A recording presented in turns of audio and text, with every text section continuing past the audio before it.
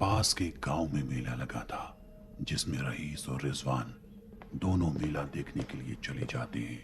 मेले में दोनों खूब मौज मस्ती करते हैं, लेकिन इसी बीच रिजवान को अचानक एक लड़की आकर कुछ पूछती है। लेकिन जब रईस उससे पूछता है तो किससे बात कर रहा है, तो रिजवान बोलता है ये मोहतरमा कुछ पूछ रही हैं। जिसके बाद रईस बोलता है कहाँ है। रिजवान कहता है ये है वो मोहतरमा, और ये कहकर वो उसकी तरफ हाथ का इशारा कर देता है। रईस कहता है पागल है क्या, तुझे हर जगह लड़की ही दिखाई दे रही है, भाई तू घर चल, लगता है तुझे अब नींद आने लगी है। लेकिन रिजवान कहता है ऐसा नहीं है, अभी तो हमें पूरा मेला घूमना है, अभी वक्त ही कितना हुआ है, सिर्फ रात के 10 ही बजे हैं, और वैसे भी हम घर जाकर क्या करेंगे, सिर्फ सोना ही तो है। ये कहकर वो फिर से मेले में घूमने लगते हैं। रईस मेले में आगे आगे चल रहा था और रिजवान उसके पीछे पीछे। मेले में इतना ज्यादा शोर था कि वो दोनों एक दूसरे से बात भी नहीं कर पा रहे थे। तभी अचानक फिर वही लड़की रिजवान का हाथ पकड़कर उसे अपने साथ चलने को कहती है, लेकिन ना जाने क्यों रिजवान उसकी हर बात मानकर उसके साथ चलने के लिए तैयार हो जाता है। वो ये भूल जाता है कि उसका दोस्त रईस भी उसके साथ मेले में उसके आगे आगे चल रहा था। जैसे ही रिजवान उस लड़की के साथ चलता है, अचानक रईस अपने दोस्त का हाथ पकड़कर बोलता है अरे रिजवान, तू वापस कहाँ जा रहा है। इतना सुनते ही अचानक रिजवान को ऐसा लगता है जैसे वो अभी अभी नींद से जागा हो, और घबराते हुए बोलता है मैं कहीं कहीं भी तो नहीं। लेकिन रिजवान ये सोचने लगता है मैं किसी लड़की के साथ तो जा रहा था, कोई तो है जो मुझे अपने साथ ले जाने के लिए बोल रहा था, आखिर कौन था वो। ये बात रिजवान सोच ही रहा था, तभी रईस पूछता है क्या हुआ तुझे। रिजवान कहता है कुछ नहीं, लेकिन उसके चेहरे पर भी साफ साफ खौफ दिखाई दे रहा था। कुछ देर बाद उस लड़की के बारे में रईस को सब कुछ बता देता है। इसके बाद रईस पूछता है वो लड़की दिखने में कैसी है और किस तरह के कपड़े पहन रखे हैं। रिजवान उसे बताता है कि उसने लाल रंग के कपड़े पहन रखे हैं, बाल बिखरे हुए हैं और चेहरे पर उसने लंबा घूंघट डाल रखा है।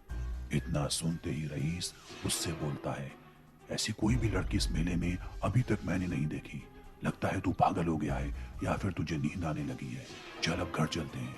ये कहकर वो घर की ओर चल देते हैं। सियाह काली रात का सन्नाटा, सुनसान रास्ता और उस पर हवाओं के झोंके मानो उन दोनों को धीरे धीरे मौत की ओर ले जा रहे हैं।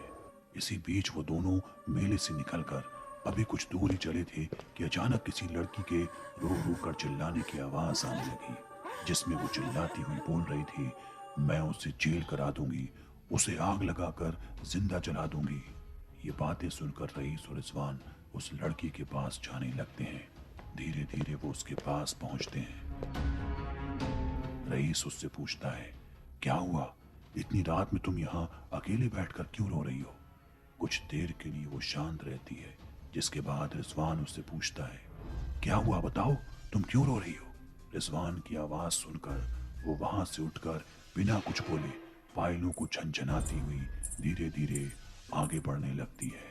अब रईस उसके पीछे चलने के लिए बोलता है, तभी अचानक रिजवान की नजर उसके कपड़ों और बिखरे हुए बालों पर पड़ती है, जिसे देखकर उसको मेले वाली लड़की याद आ जाती है।